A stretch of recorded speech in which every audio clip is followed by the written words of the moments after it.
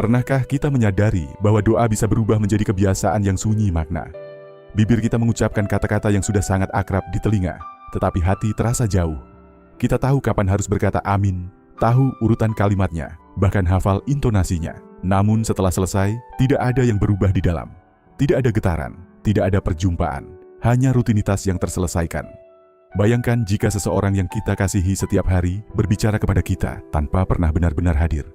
Ia membaca teks yang sama, dengan nada yang sama, tanpa pernah menatap mata kita.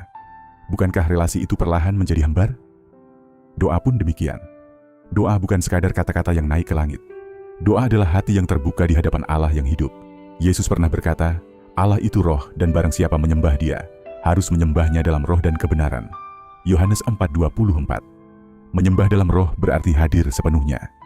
Bukan sekadar tubuh yang berlutut, tetapi jiwa yang menyadari siapa yang sedang kita hampiri. Bukan hanya suara yang terdengar, tetapi hati yang benar-benar berbicara. Seringkali kita datang kepada Tuhan seperti orang yang sedang menyelesaikan kewajiban. Kita berdoa karena merasa harus, bukan karena rindu. Padahal doa adalah undangan. Undangan untuk duduk diam di hadapan Bapa. Undangan untuk kembali pulang setelah hari yang melelahkan. Tuhan tidak menunggu daftar kata-kata yang sempurna. Ia menantikan hati yang mau mendekat. Ada momen-momen di mana doa terasa kering. Kita tidak merasakan apa-apa. Pikiran melayang. Waktu terasa panjang. Namun mungkin di sanalah Tuhan sedang mengajar kita untuk berhenti berfokus pada perasaan dan mulai belajar setia dalam keheningan. Diamlah dan ketahuilah bahwa Akulah Allah. Mazmur 46 ayat 11.